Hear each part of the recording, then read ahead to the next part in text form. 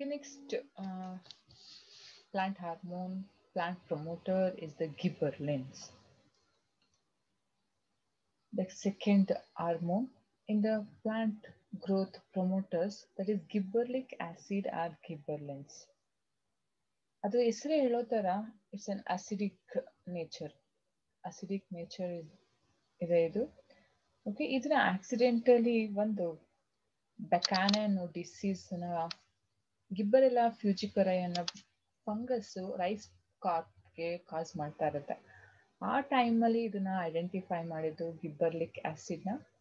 Okay, let's study about the gibberellins, their nature, discovery, and the locations, and their physiological roles and the commercial uses of gibberellic acid.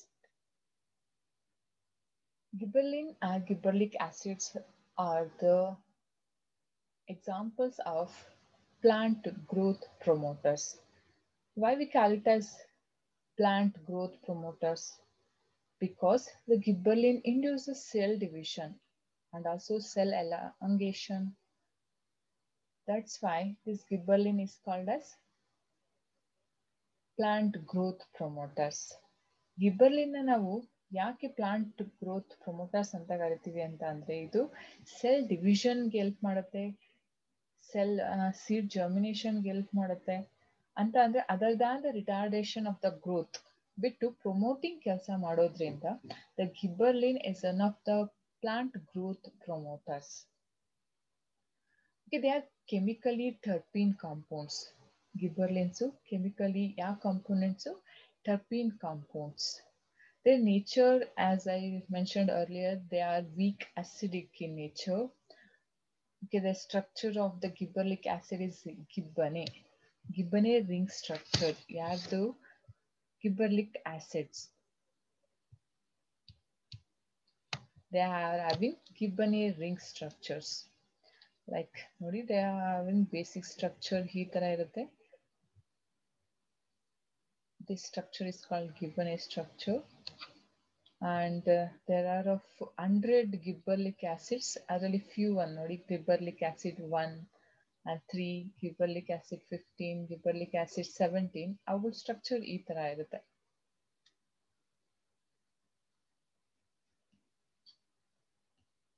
The next one, discovery of gibberellins. ಆಗ್ಲೇ ಹೇಳ್ದಂಗೆ ಬೆಕಾನೆ ಅಂದ್ರೆ foolish disease ಅನ್ನೋ ಒಂದು disease rice ಪ್ಲಾಂಟ್ಸ್ಗೆ ಬರ್ತಾ ಇರುತ್ತೆ. First time ಇದನ್ನ Japan ಅಲ್ಲಿ identify ಮಾಡ್ತಾರೆ. ಆ ಪ್ಲಾಂಟ್ ಹೇಗಿರುತ್ತೆ, ಆ ಡಿಸೀಸ್ ಸಿಂಟಮ್ಸ್ ಏನು ಅಂತ ಹೇಳೋದಾದ್ರೆ, this gibberellic acid discovered by Kurosawa ಅನ್ನೋ ಒಬ್ರು ಫಿಸಿಯಾಲಜಿಸ್ಟ್ ಇದನ್ನ ಪ್ಯಾಥಾಲಜಿಸ್ಟ್ ಐಡೆಂಟಿಫೈ ಮಾಡ್ತಾರೆ. The active substance that is gibberellin ಅನ್ನೋದು, it is filtered from the fungus called Gibberella fujikari. Gibberella fujikari ಅನ್ನೋ ಒಂದು ಫಂಗಸ್ ಇಂದ ಇದನ್ನ ಫಿಲ್ಟ್ರೇಟ್ ಮಾಡ್ತಾರೆ. This fungi causes Becane disease to the rice plants. Becane ಅನ್ನೋದು Japanese language ಅಲ್ಲಿ foolish disease ಅಂತ. Foolish disease ಅಂತ ಯಾಕೆ ಕರಿತೀವಿ ಅಂದ್ರೆ, ಇದು ರೈಸ್ ಕಾಪ್ ಫೀಲ್ಡ್ ನೋಡಿ, ಇದ್ರಲ್ಲೆಲ್ಲ ನಾರ್ಮಲ್ ಪ್ಲಾಂಟ್ ಹೀಗಿರುತ್ತೆ. ಬಟ್ ಬೆಕಾನೆ ಡಿಸೀಸ್ ಬಂದಿರೋ ಅಂತ ರೈಸ್ ಕ್ರಾಪು ಸುಮ್ಮನೆ ಉದ್ದಕ್ಕೆ ಬೆಳ್ಕೊಂಡು ಹೋಗುತ್ತೆ ವಿತೌಟ್ ಈಲ್ಡಿಂಗ್ ಅಥವಾ ರೆಡ್ಯೂಸ್ಡ್ ಈಲ್ಡಿಂಗ್. ತುಂಬಾ ಉದ್ದ ಇಂಟರ್ ನೋಟ್ಸ್ ಇರುವಂಥದ್ದು, ಇಲಾಂಗೇಟೆಡ್ ನೋಟ್ಸ್ ಇರುವಂಥದ್ದು, ವಿತೌಟ್ ಈಲ್ಡಿಂಗ್ ಈ ತರದ. ಹಾಗಾಗಿ ಸುಮ್ಮನೆ ಬೆಳ್ಕೊಂಡು ಹೋಗೋದ್ರಿಂದ ಅದನ್ನ ಫುಲಿಶ್ ಡಿಸೀಸ್ ಅಂತ ಕೂಡ ಕರೀತಾರೆ, or bakanae disease. Okay, Becane disease is caused by the Gibberella fujikari fungus to the rice plants. ಆ ಒಂದು ಡಿಸೀಸ್ ಇಂದ, ಆ ಫಂಗೈ ಇಂದ ಅದನ್ನ ಫಿಲ್ಟ್ರೇಟ್ ಮಾಡೋದಕ್ಕೋಸ್ಕರ ಆ ಹಾರ್ಮೋನ್ಗೆ ಗಿಬ್ಬರ್ಲಿನ್ ಅಥವಾ ಗಿಬ್ಬರ್ಲಿಕ್ ಆಸಿಡ್ಸ್ ಅಂತ ಕರೆದು. There are 100 types of gibberellins starting from GA1 and the gibberellic acid 1 to gibberellic acid 100 series. ಯಾರ್ಯಾರು ಫಸ್ಟ್ ಕಂಡಿದ್ರು ಆ ಥರ ನೇಮ್ ಮಾಡ್ತಾ ಹೋಗಿದ್ದಾರೆ ಇದಕ್ಕೆ. GA1, GA2, GA3, GA100 ಅಲ್ಲಿವರೆಗೂ. ಅದರಲ್ಲಿ first one GA3 gibberellic acid ಏನಿದೆಯಲ್ವಾ, it's present all the gibberellins. ಅದಲ್ಲದೆ ಇದನ್ನ ಫಸ್ಟ್ ಟೈಮು ಐಸೋಲೇಟ್ ಮಾಡಿದ್ರು ಇನ್ ದ ಪ್ಯೂರ್ ಫಾರ್ಮ್ ಅಲ್ಲಿ. ಅದು ಫಸ್ಟ್ ಐಸೋಲೇಟೆಡ್ ಒನ್ ಅಂದ್ರೆ ಗಿಬ್ಬರ್ಲಿಕ್ acid 3. and the first discovered gibberellin from the higher plant was ಯಾವ್ದಂತ ಅಂದ್ರೆ GA1. GA1 first one. GA1 to GA20, GA1 and GA20 are the common gibberellic acids of higher plants. Higher plants ಅಂತಂದ್ರೆ angiosperm ಅಲ್ಲಿ common ಆಗಿ ನೋಡುವಂತ hormone ಗಿಬ್ಬರ್ಲಿನ್ ಅಂತ ಅಂದ್ರೆ GA1 ಅಂತೆ GA20. This all gibberellic acid, G ಅಂದ್ರೆ ಇಲ್ಲಿ gibberellic acid. Gibberellic acid found in all the group of plants like algae to the angiosperms. From primitive plant group to the advanced level plant group ವರ್ಗೂ this gibberellic acid ಇದೆ ಇರುತ್ತೆ. But as flowering hormones acts only in the, and it also act as a flowering hormone ಕೂಡ act ಮಾಡುತ್ತೆ. ಅದು only in angiosperms. ಯಾಕೆ only in angiosperm ಅಲ್ಲಿ ಇದು flowering hormone act ಮಾಡುತ್ತೆ ಅಂದ್ರೆ because angiosperm only the one group in which the flowers are produced. ಹಾಗಾಗಿ the location ಎಲ್ಲೆಲ್ಲಿರುತ್ತೆ ಗಿಬ್ಬರ್ಲಿಕ್ acids ಅಂತ ಅಂದ್ರೆ they are mainly produced in the embryos ಅಂದ್ರೆ seed ಒಳಗೆ, then the roots, ಆಮೇಲೆ ಯಂಗ್ ಲೀಫ್ ಅಲ್ಲಿ, ಆಮೇಲೆ ಶೂಟ್ ಟಿಪ್ ಗಳಲ್ಲಿ ಇರುತ್ತೆ. ಇದು ನೋಡಿ ಹೆಂಗ್ ಸೀಡ್ಸ್ ಅಲ್ಲಿ ಇರುತ್ತೆ ಅಂದ್ರೆ ಎಂಬ್ರಿಯೋದಲ್ಲಿ ಫಾರ್ಮೇಶನ್ ಆಗುತ್ತೆ, ರೂಟ್ ಟಿಪ್ ಅಲ್ಲಿ ಪ್ರೊಡ್ಯೂಸ್ ಆಗುತ್ತೆ, ಯಂಗ್ ಲೀಫ್ ಅಲ್ಲಿ ಇರುತ್ತೆ, ಮತ್ತೆ ಶೂಟ್ ಟಿಪ್ ಗಳಲ್ಲಿ ಇರುತ್ತೆ. ಹಾಗಾಗಿ it is responsible for the plant growth, ಪ್ರೊಮೋಟರ್ಗೆ ಹೆಲ್ಪ್ ಮಾಡುತ್ತೆ. The malonic acid, which is derived from the acetyl-CoA. Acetyl-CoA is a linker compound between glycolysis and Krebs cycle. That's the derivative, that is malonic acid, which acts as a precursor of the synthesis of gibberellin. Gibberellin synthesize ಆಗೋಕೆ ಇವರು malonic acid precursor ಆಗಿ act ಮಾಡುತ್ತೆ. It is transported through a simple diffusion as well as via conducting channels. Conducting channels ಅಂದ್ರೆ ಇಲ್ಲಿ ಅದು xylem ಮತ್ತೆ phloem. ಈಗ xylem ಅಲ್ಲಿ ಹಾರ್ಮೋನ್ಸ್ ಹೋಗುತ್ತಾ, ಫ್ಲೋಯಮ್ ಅಲ್ಲಿ ಹಾರ್ಮೋನ್ಸ್ ಹೋಗುತ್ತಾ? Unidirectional movement only in xylem ಅಲ್ಲಿ ನಡೆಯೋದ್ರಿಂದ only from root to the tip ಅಲ್ಲಿ ಮಾತ್ರ the hormone can move through the xylem. But leaf ಇಂದ ರೂಟ್ ಬರಬೇಕು ಅಂತ ಅಂದಾಗ ಅಥವಾ ಮಲ್ಟಿ ಡೈರೆಕ್ಷನಲ್ ಮೂವ್ಮೆಂಟ್ ಆಗ್ಬೇಕಂತ ಅಂದ್ರೆ the hormones move through the sieve tubes. ಯಾವ್ದ್ರ ಮೂಲಕ ಹೋಗುತ್ತೆ? Sieve tubes. Sieve tube is one of the element of yardo, the food conducting tissue, phloem. The bioassay of gibberellic acid, the bioassay ಏನಂತಂದ್ರೆ the endosperm test in the barley seed, germination of dwarf pea seeds ಅಲ್ಲಿ ಇದನ್ನ ಅದು ಗಿಬ್ಬರ್ಲಿಕ್ acid ಬಯೋಅಸ್ಸೈ experiment ನ ಮಾಡ್ತಾರೆ. ಇಲ್ಲಿ ನೋಡಿ barley seed ಅಲ್ಲಿ the ಎಂಬ್ರಿಯೋದಲ್ಲಿ ಗಿಬ್ಬರ್ಲಿನ್ ಏನ್ ಪ್ರೊಡ್ಯೂಸ್ ಆಗುತ್ತಲ್ವಾ, then it diffuses into the aleurone layer. Barley ಅಂದ ತಕ್ಷಣ ಅದು ಮೊನೊಕಾಟ್ ಸೀಡ್, ಅಲ್ಲಿ reserve food material stored in the form of endosperm ಅಲ್ಲಿ ಇರುತ್ತೆ, where it diffuses to aleurone layer. ಅದಾದ್ಮೇಲೆ ಅಲಿರಾ ಲೇಯರ್ ಇಂದ ಇಟ್ ಸೆಕ್ರೆಟೆಡ್ ಆಲ್ಫಾ ಅಮೈಲೈಸ್ ಮತ್ತೆ hydrolyse ಆಗುತ್ತೆ ಎಂಡೋಸ್ಪರ್ಮ್ ಅಲ್ಲಿ. Then starch and other micromolecules are broken into small molecules. Reserve food materials ಏನಿರುತ್ತಲ್ವಾ, they break down into the simple forms. Then the endosperm solutes are absorbed by the scutellum. Scutellum ಅಂತ ಅಂದ್ರೆ ಏನು? Okay, monocot ಎಂಬ್ರಿಯೋದಲ್ಲಿ single sheet ಕಾರ್ಟಿಲೇಡನ್ಗೆ ನಾವೇನಂತ ಕರಿತೀವಿ? Scutellum. ಆ scutellum ಏನ್ ಮಾಡುತ್ತೆ, ದ ಹೈಡ್ರೋಲೈಸ್ಡ್ ಫಾರ್ಮ್ ಮತ್ತು ಸಿಂಪಲ್ ಮಾಲಿಕ್ಯೂಲ್ಸ್ ನ ಅಬ್ಸಾರ್ವ್ ಮಾಡ್ಕೊಂಡು it helps in the growth of embryo. ಇದು ಬಯೋಅಸ್ಸೇ ಆಫ್ ಗಿಬ್ಬರ್ಲಿನ್. ಏನು ಬಯೋಅಸ್ಸೇ ಅಂತ ಅಂದ್ರೆ measurement of the concentration of the substance by effects on the cell. ಅದನ್ನ ನಾವೇನಂತ ಕರಿತೀವಿ? ಬಯೋಅಸ್ಸೇ ಅಂತ ಕರಿತೀವಿ. ನೆಕ್ಸ್ಟ್ ಅದು ಫಿಸಿಯೋಲಾಜಿಕಲ್ ರೂಲ್ಸ್ ಬರೋದಾದ್ರೆ, what are the roles which place on the plant growth? ಯಾರು ಗಿಬ್ಬರ್ಲಿನ್ ಅಂತ ಹೇಳೋದಾದ್ರೆ, ದ ಫಿಸಿಯೋಲಾಜಿಕಲ್ ರೂಲ್ ಹೇಳಿದ ತಕ್ಷಣ ಇಟ್ ಇಸ್ ಎ ಪ್ರೊಮೋಟರ್ ಅಂದ ತಕ್ಷಣ ಒಂದು ಬಂದ್ಬಿಡುತ್ತೆ. It involve the cell division. ಅದರಲ್ಲೂ ಇಟ್ ರೂಟ್ ನೋಡ್ಗಳಲ್ಲಿ ಇರುತ್ತೆ, ಶೂಟ್ ನೋಡ್ಗಳು ಅಂತಂದ್ರೆ the length of the plant ಅನ್ನ ಇದು ಇನ್ಕ್ರೀಸ್ ಮಾಡುತ್ತೆ. ಮತ್ತೆ ಸೀಡ್ ಅಲ್ಲಿ ಹೇಳಿದ್ವಿ ಜರ್ಮಿನೇಷನ್ ಆಗೋಕ್ಕೆ ಹೆಲ್ಪ್ ಮಾಡುತ್ತೆ. ಇದು ಅಲ್ಲಿ ಸಮ್ ಅದರ್ ಹೇಳಿದ್ವಿ ಫ್ಲವರಿಂಗ್ ಹಾರ್ಮೋನ್ ಅಂತ ಕೂಡ ಹೇಳಿದ್ವಿ. ಹಾಗಾದ್ರೆ it also induces flowering in some plants. ಇದಿಷ್ಟು ಯಾರು ಮಾಡ್ತಾರೆ? ಗಿಬ್ಬರ್ಲಿನ್ಸ್. ಓಕೆ, ಯಾವ್ಯಾವ ಎಲ್ಲ ಫಂಕ್ಷನ್ಸ್ ಇವ್ರು ಮಾಡ್ತಾರೆ ಅಂತ ಅನ್ನೋದಾದ್ರೆ, the first physiological rule which played by the gibberellin is they induce the growth of internodes of monocot stem, particularly in sugarcane. Internode andreno? What is internode? In the stem there are two regions. In the stem, how many regions are there? Two regions. From the region where the leaf or shoot arises, other branch arises, is called node. and between the two successive node ಮಧ್ಯೆ ಇರೋ that this region is called internode. The region between the two successive node is called internode. ಈ internode length increase ಆಗೋಕೆ ಯಾರು help ಮಾಡ್ತಾರೆ? ಗಿಬ್ಬರ್ಲಿನ್ help ಮಾಡುತ್ತೆ. ನೋಡಿ ಈಗ ಮಾನವ್ sugar cane ನಲ್ಲಿ ಕಬ್ಬಲ್ಲಿ ಇದು ನೋಡಿ ಇಲ್ಲಿ ಒಂದು ಅರ್ಧ ಅಡಿಲಿ ಇಟ್ ಹ್ಯಾಸ್ 2 ನೋಟ್ಸ್. ಈ ಡಯಾಗ್ರಾಮ್ ಅಲ್ಲಿ ನೋಡೋದಾದ್ರೆ 2 ನೋಟ್ಸ್ ಇದೆ, ಒಂದು ಇಲ್ಲೊಂದು 2 ಇದೆ. ಬಟ್ ಇಲ್ಲಿ ಅರ್ಧ ಅಡಿಲಿ ಒಂದೇ ಒಂದು ನೋಡ್ ಬರುತ್ತೆ. ಈಗ ನೀವು ಕಬ್ಬು ತಿನ್ನಕ್ಕೆ ಈ ತರ ಗಿಣ್ಗಳು ಜಾಸ್ತಿ ಇದ್ರೆ ಇಷ್ಟಪಡ್ತಿರೋ ಅಥವಾ ಗಿಣ್ ಇಲ್ದೇ ಇರೋದು ಜಾಸ್ತಿ ಇಷ್ಟಪಡ್ತಿರೋ? ಗಿಣ್ ಇಲ್ದೇ ಇರೋದು, ಯಾಕಂದ್ರೆ ಅದ್ರ ಮಧ್ಯ ಅಲ್ಲಿ ತುಂಬಾ ಹಾರ್ಡ್ ಇರುತ್ತಲ್ವಾ, ಅದು ಈ ಗಿಬ್ಬರ್ಲಿನ ಸ್ಪ್ರೇ ಮಾಡಿದ್ರೆ ಅಥವಾ ಇಲ್ಲಿ ಇಂಟರ್ ನೋಟ್ಸ್ ಜಾಸ್ತಿ ಲಾಂಗ್ ಆದ್ರೆ ಅದು ಸಿಗೋದು ಕಮ್ಮಿ ಆಗುತ್ತೆ, ಮಧ್ಯ ಏನದು ಇಂಟ್ರಪ್ಟ್ ಆಗೋದು ಕಮ್ಮಿ ಆಗುತ್ತೆ. Next one, first one function ಏನು? They involved in the growth of the internode in monocot stems. They induces bolting. ಏನು ಬೋಲ್ಟಿಂಗ್ ಅಂತ ಅಂದ್ರೆ elongation of stem of rosette plants. Rosette plants ಅಂತ ಅಂದ್ರೆ the plants where their internode is highly reduced. ನೋಡಿ cabbage ಏನಿದೆಯಲ್ವಾ, it's a shoot, modified shoot. ಇದು stem, ಇದಿಷ್ಟು stem, ಅದರಲ್ಲಿ ನೋಟ್ಸ್ ಆರ್ ವೆರಿ ರೆಡ್ಯೂಸ್ಡ್. ಹಾಗಾಗಿ ದ ಲೀಫ್ ಈ ತರ ಫಾರ್ಮೇಶನ್ ಆಗಿ ಕ್ರೌನ್ ತರ ಫಾರ್ಮೇಶನ್ ಆಗುತ್ತೆ, ಗೆಡ್ಡೆ ತರ, ಎಲೆಕೋಸ್ ಗೆಡ್ಡೆ ತರ ಆಗುತ್ತೆ. ಅಕಸ್ಮಾತ್ ನಾವೇನಾದ್ರೂ ಗಿಬ್ಬರ್ಲಿನ ಸ್ಪ್ರೇ ಮಾಡಿದ್ದೆ ಆದ್ರೆ ದಿಸ್ ಕ್ಯಾಬೇಜ್ಗೆ ಈ ತರ ಬರ್ಡ್ ತರ ಫಾರ್ಮೇಶನ್ ಆಗಿರ್ಬೇಕಾಗಿರುವಂತಹ ಲೀವ್ಸ್ ಈ ತರ ಪ್ರೊಡ್ಯೂಸ್ ಆಗುತ್ತೆ.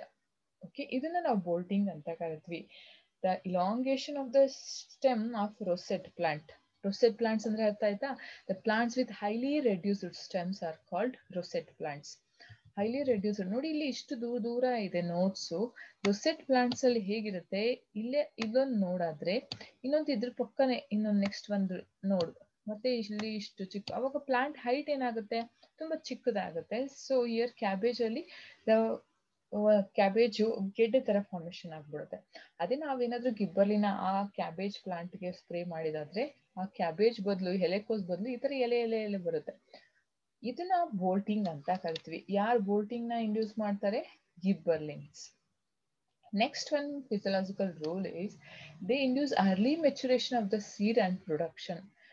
6 ತಿಂಗಳಿಗೆ ಕಟಾವ್ ಬರುತ್ತೆ ಅದೋ ಒಂದು ಪ್ಲಾಂಟ್ ಅಂದ್ಕೊಳ್ಳಿ, ನಮ್ಗೆ ಇನ್ನೊಂದು 1 ತಿಂಗಳು ಜಾಸ್ತಿ ಮುಂಚೆನೆ ಬೇಕು ಇನ್ನೊಂದು ಪ್ಲಾಂಟ್ ಇನ್ನೊಂದು ಕಾರ್ಕ್ ನ ಸ್ಟಾರ್ಟ್ ಮಾಡೋಕೆ. ಹಾಗಾಗಿ this gibberellin induces early maturation of the plant. ಮುಂಚೆನೆ ಬೇಗ ಮೆಚೂರ್ ಆಗೋಕೆ ಹೆಲ್ಪ್ ಮಾಡುತ್ತೆ ಅಂಡ್ ಸೀಡ್ ಫಾರ್ಮೇಶನ್ ಅಲ್ಲಿ ಪ್ರೊಡಕ್ಷನ್ ಹೆಲ್ಪ್ ಮಾಡುತ್ತೆ.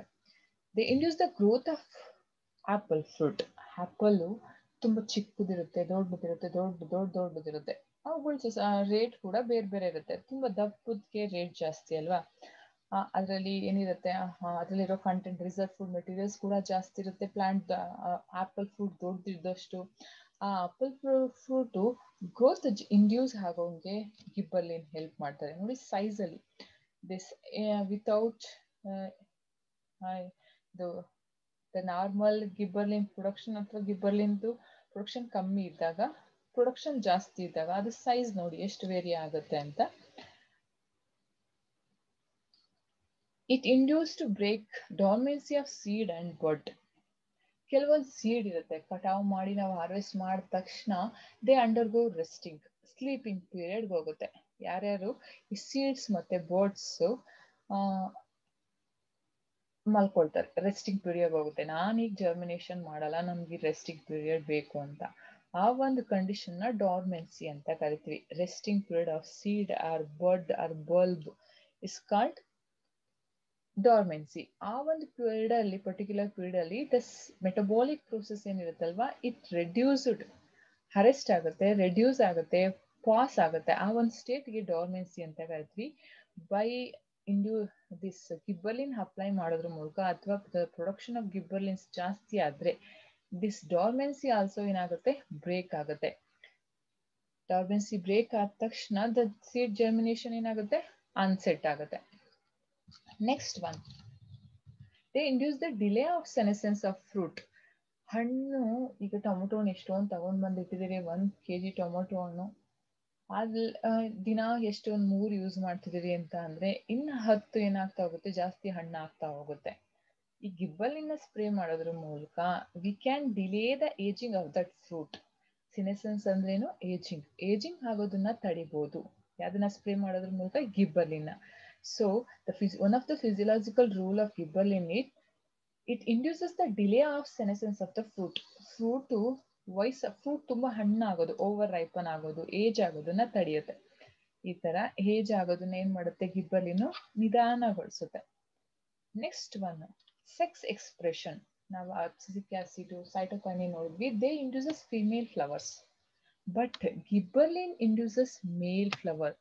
ಒನ್ ಮೋರ್ ಬರುತ್ತೆ ನಿಮ್ಗೆ, ಇಥಿಲೀನ್ ಅಂತ ಇನ್ನೊಂದು ಗ್ರೋತ್ ಇನ್ಹಿಬಿಟರ್ ಅಲ್ಲಿ, ಅದು ಕೂಡ ಫಿಮೇಲ್ ಫ್ಲವರ್ ನ ಪ್ರೊಡ್ಯೂಸ್ ಮಾಡುತ್ತೆ. There are only one hormone which induces male flowers in the plants, cucumis and cannabis ಅಥವಾ ಕುಕುಂಬರ್ ಅಲ್ಲಿ, ಪ್ಲಾಂಟ್ಸ್ ಗಳಲ್ಲಿ ಮೇಲ್ ಫ್ಲವರ್ಸ್ ನ ಇಂಡ್ಯೂಸ್ ಮಾಡುವಂತ ಒಂದು ಹಾರ್ಮೋನ್ ಅದು ಗಿಬ್ಬರ್ಲಿನ್. ಇದ್ ಹೆಂಗ್ ನೆನ್ಪಿಡ್ಕೊಳ್ಳೋದು? ಜಿ ಫಾರ್, ನಾವು ಕನ್ನಡದಲ್ಲಿ ಗಂಡುಗೆ ಜಿ ಇಂದನೇ ಸ್ಟಾರ್ಟ್ ಆಗುತ್ತಲ್ವಾ? ಜಿ ಅಂದ ತಕ್ಷಣ ಗಂಡು ಅಂದ್ರೆ ಗಿಬ್ಬರ್ಲಿನ್ನು ಗಂಡು ಹೂಗಳನ್ನ ಅಂದ್ರೆ ಮೇಲ್ ಫ್ಲವರ್ಸ್ ನ ಜಾಸ್ತಿ ಪ್ರೊಡ್ಯೂಸ್ ಆಗುತ್ತೆ. ಹೀಗೆ ನೆನ್ಪಿಟ್ಕೊಳ್ಬಹುದು. ಇನ್ ಮಿಕ್ಕಿದ ಮೂರು ಹಾರ್ಮೋನ್ಸ್, ಎ ಅಂದ್ರೆ ಆಕ್ಸಿನ್, ಸಿ ಸೈಟೋಕೈನಿನ್ ಅಂಡ್ ಏಸ್ ಅವ್ರ 3 ಜನನು ಫಿಮೇಲ್ ಫ್ಲವರ್ಸ್ ನ ಪ್ರೊಡ್ಯೂಸ್ ಮಾಡಿದ್ರೆ, the only one hormone which induces male flower in the plant, that is ಗಂಡು ಹಾರ್ಮೋನ್. ಯಾವ್ದು ಗಂಡು hormone? Gibberellin. Next one, these are some physiological roles of gibberellin. ಅದಲ್ಲದೆ ಇದು ಇನ್ನೇನ್ ಮಾಡುತ್ತೆ? ವರ್ನಲೈಸೇಷನ್ ಅಂತ ಒಂದಿದೆ. ವಾಟ್ ಈಸ್ ವರ್ನಲೈಸೇಷನ್ ಅಂತ ಅಂದ್ರೆ, some plants require cold temperature, very low temperature for flowering ಅಂತ ಒಂದು ಕಂಡೀಷನ್ ನಾವು ವರ್ನಲೈಸೇಷನ್ ಅಂತ ಕರಿತೀವಿ. ಕೆಲವೊಂದು ಪ್ಲಾಂಟ್ಸ್ಗೆ ಫ್ಲವರ್ ಆಗೋಕೆ ತುಂಬಾ ಕಮ್ಮಿ ಟೆಂಪರೇಚರ್ ಇರಬೇಕು, ಅಂದ್ರೆ ಚಳಿಗಾಲನ ದಾಟಿದ್ರೆ ಮಾತ್ರ ಅವು ಫ್ಲವರ್ ಬಿಡುತ್ತೆ. ಅಂತ ಒಂದು ಕಂಡೀಷನ್ ನ ವರ್ನಲೈಸೇಷನ್ ಅಂತ ಕರಿತೀವಿ. ಅಕಸ್ಮಾತ್ ಅವ್ರು ಚಳಿಗಾಲ ಬರ್ಲಿಲ್ಲ, ಚಳಿಗಾಲ ಬದಲು ಬೇಸಿಗೆಗಾಲ ಬಂತು, ಸ್ಕಿಪ್ ಮಾಡಿದ್ವಿ ನಾವು ಚಳಿಗಾಲನ ಅಂತ ಅಂದ್ರೆ ಅವ್ರು ಫ್ಲವರೇ ಬಿಡಲ್ಲ, ತುಂಬಾ ಲೇಟ್ ಆಗುತ್ತೆ ಫ್ಲವರ್. ಮತ್ತೆ ಅವರು when expose to low temperature only they produce flower. ಆ ಒಂದು ಕಂಡೀಷನ್ ಕೂಡ ಬ್ರೇಕ್ ಮಾಡ್ಬೋದು ಗಿಬ್ಬರ್ಲಿನ್ ಹಾಕಿ. ಗಿಬ್ಬರ್ಲಿನ ಸ್ಪ್ರೇ ಮಾಡೋದ್ರ ಮೂಲಕ ಅಥವಾ ಗಿಬ್ಬರ್ಲಿನ್ ವಿತೌಟ್ ಕೋಲ್ಡ್ ಟ್ರೀಟ್ಮೆಂಟ್ ಕೊಳ್ದೇನೆ ಫ್ಲವರ್ಸ್ ಪ್ರೊಡ್ಯೂಸ್ ಆಗೋಗೆ ಹೆಲ್ಪ್ ಮಾಡ್ತಾರೆ. ಫ್ರೂಟ್ ಡೆವಲಪ್ಮೆಂಟ್ ಅಲ್ಲೂ ಕೂಡ ಹೆಲ್ಪ್ ಮಾಡುತ್ತೆ ಇದು. ನೆಕ್ಸ್ಟ್ ಒನ್, ಸೀಡ್ ಜರ್ಮಿನೇಷನ್ ಅಲ್ಲಿ ಹೆಲ್ಪ್ ಮಾಡುತ್ತೆ. ಅದಲ್ಲದೆ ಇದು ಕೆಲವೊಂದು ಫ್ಲವರ್ಸ್ ಅಲ್ಲಿ ಲಾಂಗ್ ಡೇ ಪ್ಲಾಂಟ್ಸ್ ಅಂತ ಬರುತ್ತೆ. ಫೋಟೋ ಪಿರಿಯಾಡಿಸಮ್ ಅಲ್ಲಿ short day plant, long day plant, day neutral plant ಅಂತ. ಓಕೆ, ಈ ಪ್ಲಾಂಟು ಲಾಂಗ್ ಡೇ ಪ್ಲಾಂಟ್ಸ್ ಅಲ್ಲಿ, the plants which require more than 12 hours light ಅಥವಾ ಕ್ರಿಟಿಕಲ್ ಲೆಂತ್ ಆಫ್ ಲೈಟ್ ಇಂದ ಜಾಸ್ತಿ ಲೈಟ್ ಬೇಕಾಗುತ್ತೆ ಅವ್ರದ್ದೇ ಫಾರ್ ದ ಫ್ಲವರಿಂಗ್. ಅಂತ ಒಂದು ಪ್ಲಾಂಟ್ ಅಲ್ಲಿ ಇನ್ನೇ ಶಾರ್ಟ್ ಡೇಲು ಕೂಡ ಫ್ಲವರ್ ಬಿಡೋಂಗೆ ಈ ಗಿಬ್ಬರ್ಲಿನ್ ಮಾಡ್ತಾರೆ. ಹಾಗಾದ್ರೆ what are the commercial use of gibberellins? ಏನೆಲ್ಲ ಫಿಸಿಯಲಾಜಿಕಲ್ ರೋಲ್ ಇದೆಯಲ್ವಾ, ಅದನ್ನೆಲ್ಲ ಕಮರ್ಷಿಯಲಿ ಅಪ್ಲೈ ಮಾಡಿದ್ರೆ it become commercial uses of gibberellins. ಏನೇನೆಲ್ಲ ಅದು ಕಮರ್ಷಿಯಲ್ ಯೂಸಸ್ ಅಂತ ಹೇಳೋದಾದ್ರೆ, the commercial uses of gibberellins are, the first one apple ಇರ್ಬೋದು ಅಥವಾ ಗ್ರೇಪ್ಸ್. ಆಪಲ್ ನೋಡಿ, ಆಮೇಲೆ ಗ್ರೇಪ್ಸ್ ಇರ್ಬೋದು, ಅವುಗಳ ಸೈಜ್ ನೋಡಿ, ಗ್ರೇಪ್ಸ್ ನೋಡಿ, ಮತ್ತೆ ಟೊಮ್ಯಾಟೊ ಅವುಗಳ ಸೈಜ್ ನೋಡಿ, ಒಂದು ಸಣ್ಣದು ಒಂದು ದೊಡ್ಡದಿದೆ. ಎಕ್ಸೋಜಿನಸ್, ಎಕ್ಸ್ಟರ್ನಲಿ ನಾವು ಗಿಬ್ಬರ್ಲಿಕ್ ಆಸಿಡ್ ನ ಸ್ಪ್ರೇ ಮಾಡಿದ್ರೆ, the mixture of gibberellic acid 4 ಮತ್ತೆ ಗಿಬ್ಬರ್ಲಿಕ್ ಆಸಿಡ್ 7 ಅವನ್ನ ನಾವು ಸ್ಪ್ರೇ ಮಾಡಿದ್ರೆ ಪ್ಲಾಂಟ್ಸ್ಗೆ ಮೇಲ್ಗಡೆನೆ ಸ್ಪ್ರೇ ಮಾಡಿದ್ರೆ, ಇಟ್ ಇಂಡ್ಯೂಸಸ್ ದ ಸೈಜ್ ನ ಏನ್ ಮಾಡುತ್ತೆ? ಇನ್ಕ್ರೀಸ್ ಮಾಡುತ್ತೆ in some fruits like apple, grapes ಮತ್ತೆ ಟೊಮ್ಯಾಟೋದಲ್ಲಿ. ಅವಾಗ ಎಕನಾಮಿಕಲಿ ಅದಕ್ಕೆ ಏನ್ ಬರುತ್ತೆ? ತುಂಬಾ ಒಳ್ಳೆ ಬೆಲೆ ಬರುತ್ತೆ. ಆಪಲ್ ದೊಡ್ಡದಿದ್ರೆ ಅಥವಾ ಗ್ರೇಪ್ಸ್ ದೊಡ್ಡದಿದ್ರೆ ಮತ್ತೆ ಟೊಮ್ಯಾಟೊ ಕೂಡ ಸೈಜ್ ಅಲ್ಲಿ ದೊಡ್ಡದಿದ್ರೆ ಆಟೋಮೆಟಿಕಲಿ ಅದಕ್ಕೆ ಪ್ರೈಸಸ್ ಕೂಡ ಏನಾಗುತ್ತೆ? ಜಾಸ್ತಿ ಆಗುತ್ತೆ. Next one, production of seedless pomaceous fruits by parthenocarpy. ಏನು ಪ್ರೊಮೇಶಿಯಸ್ ಅಂತ ಅಂದ್ರೆ ಪೋಮ್ ಅಂತ ಬರುತ್ತೆ ಒಂದು. This a type of fruit, false fruit ಅಲ್ಲಿ ಒಂದು ಟೈಪ್ ಪೋಮ್ ಅಂತ. ಆ ಪೊಮೇಶಿಯಸ್ ಫ್ರೂಟ್ಸ್ ನ ಸೀಡ್ಲೆಸ್ ಫ್ರೂಟ್ ಆಗಿ ಪ್ರೊಡ್ಯೂಸ್ ಮಾಡುತ್ತೆ ಯಾರು? ಗಿಬ್ಬರ್ಲಿನ್. ಅದರಲ್ಲಿ ಆಪಲ್ ಬರುತ್ತೆ. ಪಿಯರ್ ಕೂಡ ಎಕ್ಸಾಂಪಲ್ ಇದಕ್ಕೆ. ಪೊಮೇಶಿಯಸ್ಗೆ ದೇ ಆರ್ ದ ಫಾಸ್ಟ್ ಫ್ರೂಟ್ಸ್. ಯಾಕೆ ಫಾಸ್ಟ್ ಫ್ರೂಟ್ಸ್ ಅಂತ ಕರಿತೀವಿ ಅಂದ್ರೆ, ಇದೇನು ಎಡಿಬಲ್ ಪಾರ್ಟ್ ಇದೆಯಲ್ವಾ, ನಾವು ತಿಂತೀವಲ್ಲ ಪಿಯರ್ ಅಲ್ಲಿ, ಮರ್ಗೆಂಟ್ಸಲ್ಲಿ, ಮರ್ಸೇಬಲಿ, ಅದೆಲ್ಲ ಥಾಲಮಸ್ ಅದ್ರ ಒಳಗಿರುತ್ತೆ ನೋಡಿ. ಆಪಲ್ ಅಲ್ಲಿ ಒಳಗೆ ಸೀಡ್ಸ್ ಇರೋ ಹತ್ರ ಒಂದು ಸ್ಕಿನ್ ಇರುತ್ತೆ ನೋಡಿ, ಅದು ಆಕ್ಚುಯಲ್ ಫ್ರೂಟ್. ಇನ್ನು ನಾವು ತಿನ್ನೋ ಪಾರ್ಟ್, ಎಡಿಬಲ್ ಪಾರ್ಟ್ ಎಲ್ಲ ಏನು, thalamus, which is other than the ovary. ಯಾವ್ಯಾವ ಫ್ರೂಟ್ಸ್ ಅಲ್ಲಿ ನಾವು other than the ovary fruit edible part ಆಗಿರುತ್ತೋ ಆ ಎಲ್ಲಾ ಫ್ರೂಟ್ಸ್ ವಿಚ್ ಕಮ್ಸ್ ಅಂಡರ್ ಫಾಸ್ಟ್ ಫ್ರೂಟ್. ಫಾಸ್ಟ್ ಫ್ರೂಟ್ ಅಲ್ಲಿ ಒಂದು ಟೈಪು ಪೋಮ್ ಅಂತ. ಆ ಪೊಮೇಶಿಯಸ್ ಫ್ರೂಟ್ಸ್ ಅಲ್ಲಿ ಇಟ್ ಪ್ರೊಡ್ಯೂಸಸ್, ಪೊಮೇಶಿಯಸ್ ಗ್ರೂಪ್ ಅಲ್ಲಿ it produces seedless fruits. What is ಪಾರ್ಥೆನೋಕಾರ್ಪಿ?